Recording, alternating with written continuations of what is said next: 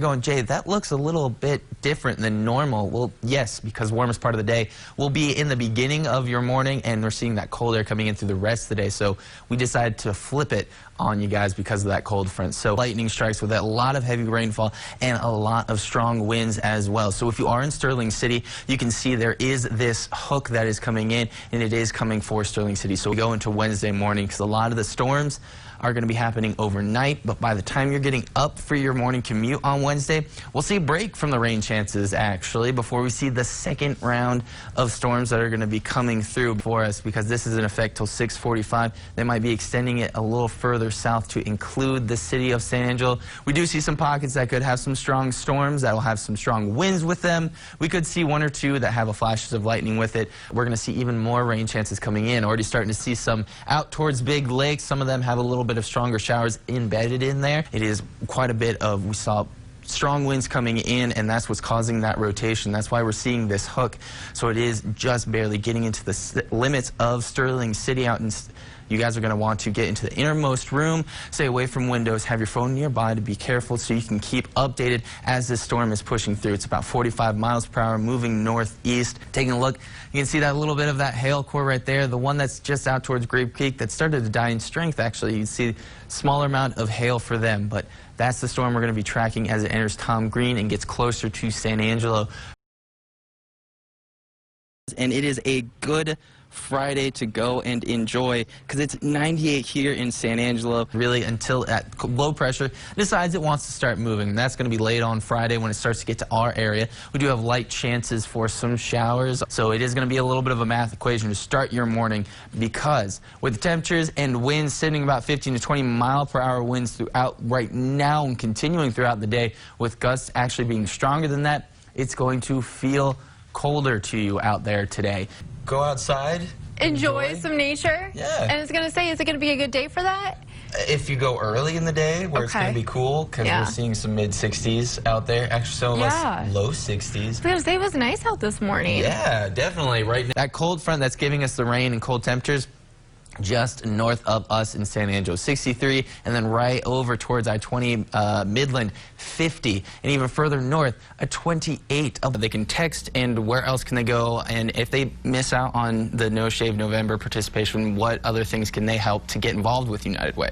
Yeah, that's a great question. So, well, it's actually me, the spirit of Meteorologist Jay Martin. So I'll also be able to give you the weather, because hopefully I won't be blowing away in the wind, because it is pretty calm out there right now. Of 98. Yes, that's what we got to today for our high. Granted, this morning it was a little bit cooler, so maybe not pool-like weather, but it definitely changed that pattern, and we're going to stay like that. Is it going to be a traditional nutcracker, or is there a little bit of some surprises you guys thrown in to give your own little San Angelo twist to it this year? But temperatures are just going to continue to drop throughout the entire day, and even as rain chances continue into this morning, we'll start to see in the afternoon and evening it drying up a little bit. Could see some drizzles out there sticking around, being a little persistent. That cold front just decides to change its mind again as it moves south. It stalls out and kind of sits just between the border of us and Mexico. So we will have cooler temperatures for Saturday, but we will also have chances of some showers as well. This is by saying goodbye to you guys.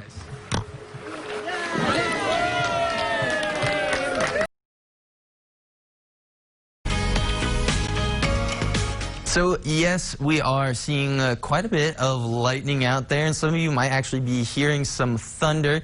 We are going to be still under that severe thunderstorm watch until midnight tonight, so still plenty of time to see some of those storms pushing through that could be pretty active, because right now we were watching a storm come all the way from Reagan out towards Crockett County. This line pretty much moving a little bit more northeast of us, and we're going to be seeing light rain ahead of it, so we will be seeing some of that. Lightning with quite a bit of it as well, and of course there's still some towards Big Lake, but right now the tracking of it is looking more northeast, so it's probably going to be hitting just north of San Angelo, getting more of the northern part of Tom Green County, and so that's what we're going to have to watch for. Quite a bit of rain in there, you can see, so you can expect quite a bit of rainfall and some stronger winds. Of course, you're seeing the lightning and hearing the thunder as we go into the evening, so that's going to be the the big one that's tracking across us right now, we will still see 1 or 2 still pushing through as we go through the rest of your overnight hours. Now, it was a nice start to the day and pretty warm for the entire day. 80s for highs, and we're going to be seeing still staying pretty warm, 70 right now here in San Angelo. Now, we were watching some lightning strikes earlier. Now we're seeing it is pretty quiet, but we'll see that storm moving north of us. So maybe if you're up a little bit later, you can see that storm pass north of us. So now we are talking about how we had the severe thunderstorm watch that's in effect till midnight. That is because we were the entire day under this slight risk of seeing some of that heavy rainfall, the lightning, and we are going to continue to see that, continue that watch for the rest of tonight till midnight, and then see it die down as we go into Wednesday morning, because a lot of the storms are going to be happening overnight, but by the time you're getting up for your morning commute on Wednesday, we'll see a break from the rain chances actually before we see the second round of storms that are going to be coming through. Because it's going to be warm out there, 78 for highs, we are going to see another chance of some severe weather. Now, this is an enhanced risk for most of the northwestern part of the Concho Valley, and then everywhere else is seeing the slight risk. So more likely to see more severe thunderstorms again popping up in those counties as we go into your Wednesday night and into your Thursday morning. So 2 rounds of storms that are going to be coming through. One is tonight, of course, and then we'll get that break.